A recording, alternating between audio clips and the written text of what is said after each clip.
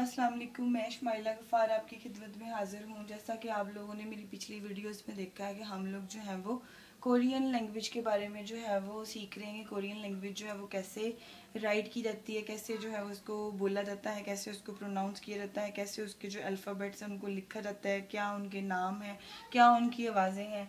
अब हम जो है वो स्टार्ट करते हैं। जैसा कि आप लोगों को मैंने पहले बताया था कि हमारे पास जो है वो टोटल इनके जो है अल्फ़ाबेट्स हैं वो 40 हैं।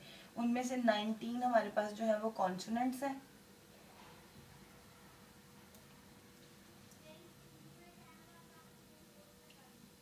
ठीक है।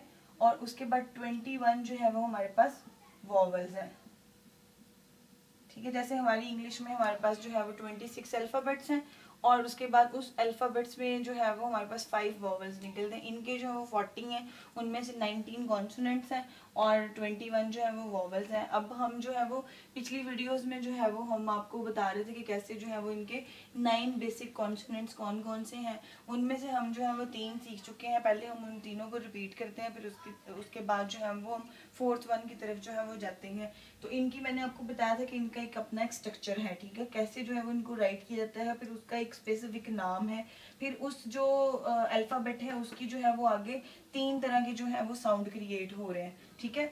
सबसे पहले जो हमारे पास अल्फाबेट आ रहा था उसको हम कहते हैं गीयुक, उसको हम कहते हैं गीयुक।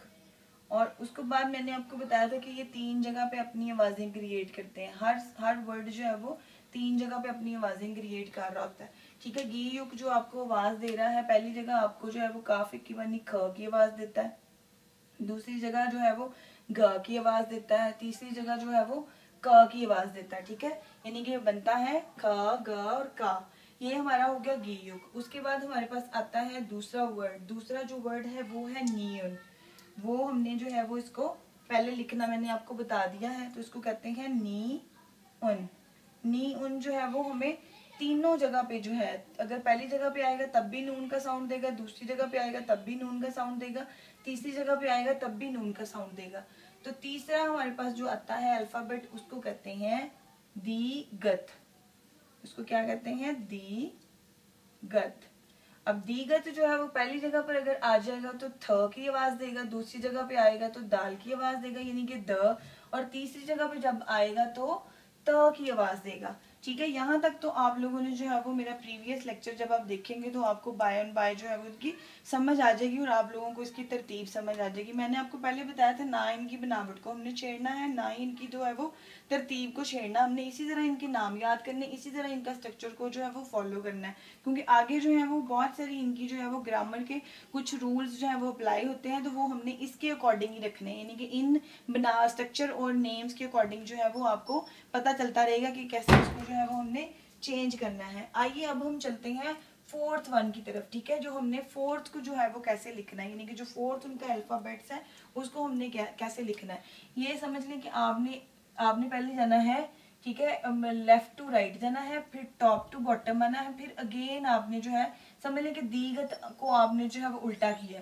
उसके बाद फिर आपने यहाँ से शुरू करना है, यानी कि आपने जो है टॉप टू बॉटम आना और ये ऐसे आ जाना है, ठीक है।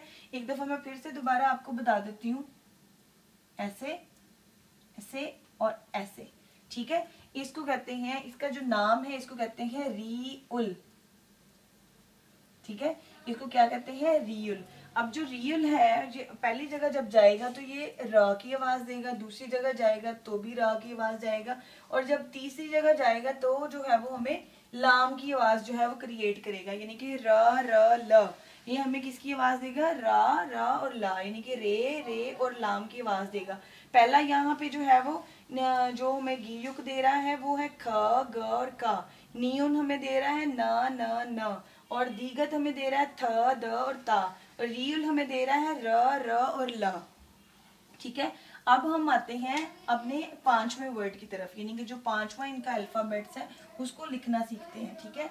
उसको जो है वो कहते हैं, उसको समझ लें कि हमने जो है वो एक तरह का जो है वो स्क्वायर बनाना है, ठीक है। इसको कहते हैं मियम। फिर से दोबारा बताती हूँ कि आपने जो है वो एक स्क्वायर बनाना है। स्क्वायर जो है वो इसको जो है वो राइट करना है स्क्वायर की तरह, ठीक है। स्क्वायर बनाना है, उसको कहते हैं मी उम, मी उम, मीयम। अब जो मीम जो आपको आवाजें देगा वो आपको क्या आवाजें देगा, पहली जगह भी मीम की आवाज देगा, दूसरी जगह भी मीम की आवाज देगा और तीसरी जगह भी मीम की आवाज देगा। ना तो नून अपनी आवाज चेंज कर रहा है और ना ही जो है वो म अपनी आवाज चेंज कर रहा है, यानी कि मीम जो है वो तीनों जगह पे आपको मा साउंड क्रिएट करेगा और नियन जो है वो तीनों जगह आपको ना साउंड क्रिएट करेगा। उम्मीद करती हूँ कि आप लोगों को इसकी समझ आ रही होगी। अगर आप लोगों को कोई चीज़ समझ नहीं आ रही, आप उसको फॉलो नहीं कर पा रहे, तो काइंडली जो है वो आप मुझे कमेंट्स में बताएं, तो फिर मैं उसको जो है वो आपको ज़्यादा डिटेल से एलेबोरेट करने की, उसको स्पेसिफिक जो है वो कोशिश करूँगी कि इसको आपको किस तरह जो है वो आप इजीली जो है इसको अंडरस्टैंड कर सकें। अब हम इसको जो है दोबारा से एक दफ़ा रिपीट करते हैं कि पहला वर्ड उनका है गीयुक, दूसरा है नियुन, तीसरा है दीगत री उल और उसके बाद पांचवा है मियुम। अगर उनकी आवाजों को लेते हैं तो आपने इसको ऐसे ही याद करेंगे तो आपको इजी रहेगी। ख ग क, न न न, थ द त, र र ल, म म म। तो आपको इस तरह जो है वो स्पेसिफिक इनकी आवाजें जो है वो आपके माइंड में आ जाएगी। अगर आपको मेरी वीडियो जो है वो पसंद आई है और आप लोग जो है वो इसको ज़्यादा से ज़्यादा शेयर करें प्लीज़, आगे जो है वो सब्सक्राइब करें, दूसरों के साथ जो है वो इसको शेयर करने की कोशिश करें, ताकि जो है वो आपके जितने भी साथी हैं अगर उनको इस चीज़ की ज़रूरत है तो वो इसको सीख सकें। और अपनी दुआओं में मुझे याद रखिएगा। अल्लाह हाफिज़।